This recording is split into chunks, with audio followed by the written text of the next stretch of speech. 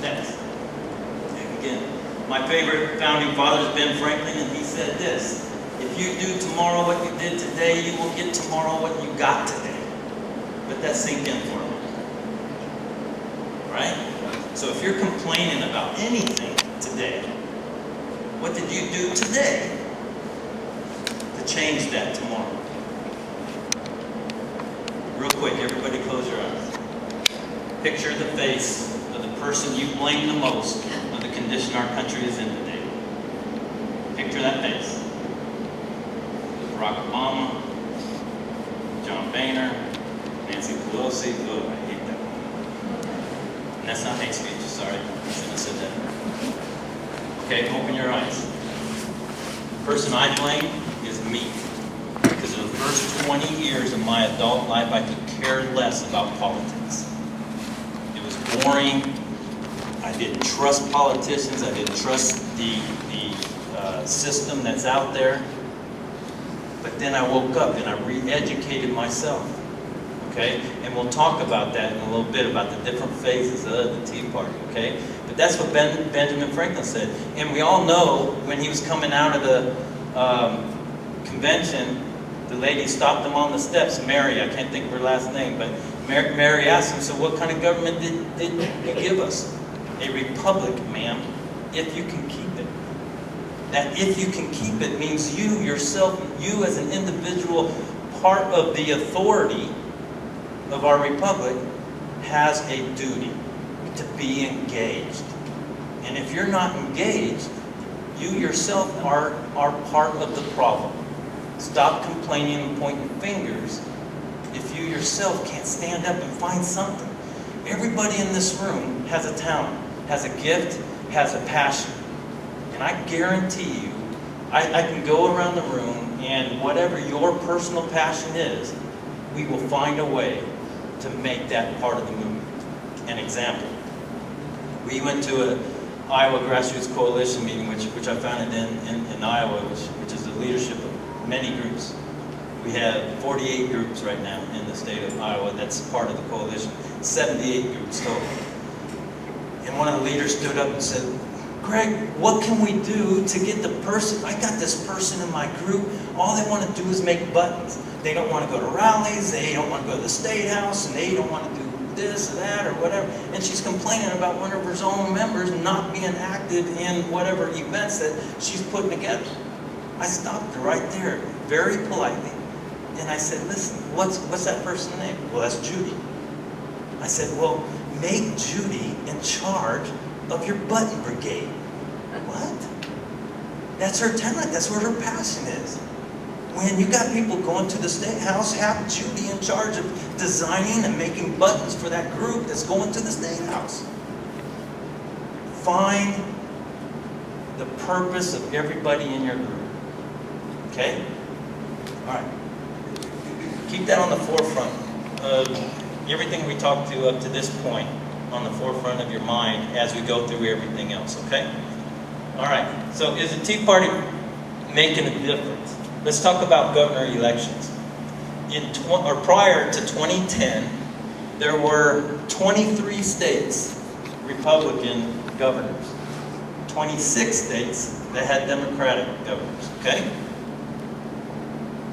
After the elections, it jumped from 23 to 29, 26 to 20. So it flipped 6 states out of 50 states.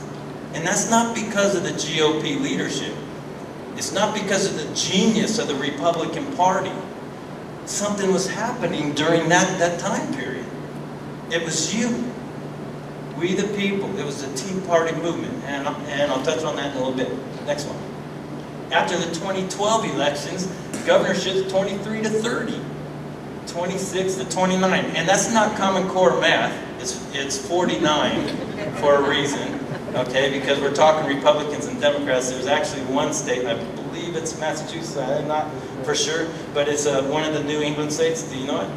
Okay, it's one of the New England states that has an independent governor. Okay, all right. So the next one. After 2014, okay, 23 to 31, 26 to 18, something's happening. Let's get an even better example. Next one. Again, trifecta states. Anybody know what a trifecta is? The trifecta state is when the governorship and both sides of your house, your state senate and your state representatives, are all the same party. Okay? In 2010, there were only 8 trifecta states in the United States, and 16, double Democrat, double progressive movement states. Okay? Prior to that, the GOP was doing something wrong. In other words, nothing, because we all know that when we started going to the central committees at that time, shoot, there might be 15 seats of a Republican committee and maybe 5 of them were filled throughout the whole United States. So Tea Party people started getting involved and started getting in those seats and started making a difference. Next one, look at this jump. After the 2010 elections, 8 to 21, 16 to 11. That is outstanding. Again, that's not because of Karl Rove, the architect of losers, right? Right? It's because of we the people. It's because we were getting involved and doing something. Next one. After 2012, 8 to 24, 16 to 12. Next one. Then we dropped one. But trifecta states are hard to keep. Yeah, and they still losing. So 8 to 23, 16 to 7, that's outstanding. And I salute each and every one of you for being involved, being engaged. Next. Statewide seats. Statewide seats. This ain't nothing federal. This is just the state houses across the United States. Between 2010 and 2014, the Republican race added 811, and the Democrats, progressive losers, lost 743. Again, an impact of this movement, not of anything else, of you, we the people, the Tea Party movement. Okay? Go ahead. So, we accomplished that by these things. We did rallies, sign waving, door knocking. I'm not going to read through the whole thing, but social websites, the medias, flyers, running for offices, watchdogging, which was very important, as well as the fact finding, training events, phone banking, weekly webinars. Now, we can't stop doing those things. We've got to continue to do those things. But now let me back up just a minute. The Tea Party movement is in the 3rd phase. The first phase, like me, when I didn't pay attention until I was watching the news one day and Nancy Pelosi started reading off the terrorist watch list. And U.S. veterans were on that terrorist watch list. Not mentally insane veterans, not PTS struggling veterans. Veterans were on that terrorist watch list, along with other stupid things, pro-life people, Christians. You know, it's just crazy. This list that she was reading, and Nancy Pelosi was reading, and Napolitano was behind her, and I can't remember the other congressmen that were behind her, but they were smiling and just so happy about this list. Finally, they can focus on who the enemy is. And we all know who the real enemy is, right? It's a progressive movement. It's a cancer in the society. Okay, so I got up off the couch, like millions of you did across this country. That was the first phase. And you saw these rallies nationwide, all over the place. And it was all plastered all over the news. And then phase 2 hit. You didn't see many rallies anymore. And the media said, Tea Party's dead. It's phasing out. It was just a fad. Right? But that's not what happened. What happened was, because of phase 1, we started to re-educate ourselves of what the Constitution actually says, what the Declaration of Independence actually meant, and how they both need each other and tie into each other, and the real meaning behind e pluribus unum, that we started getting engaged. And we started filling in our seats, our GOP seats. We started running for office, for mayorships, for city councils, school boards. So we got busy on those focuses. We weren't dead at all. From the very beginning of this movement until now, there's brand new groups popping up nationwide every single week. There's a skeleton crew of us on the national level that just tries to keep up with the amount. Now granted, there are some that fizzle out.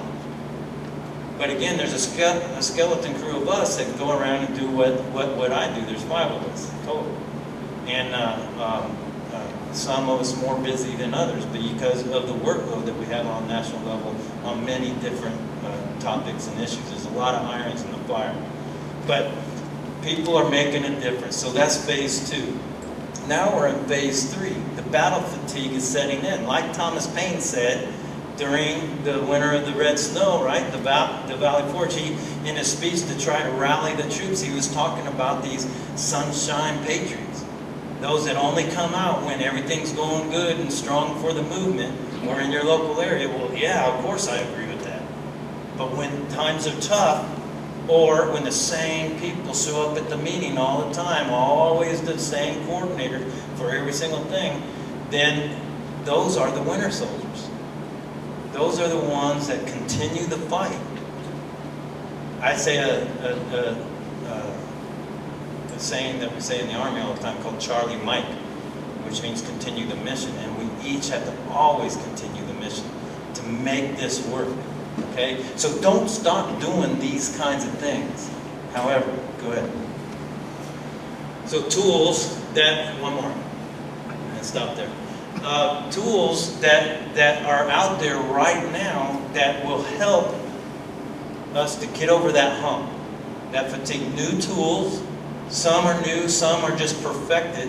Okay, and the first one is this local coordinator handbook. We came out with that at the end of last year, and you said you got one, right, Sheriff?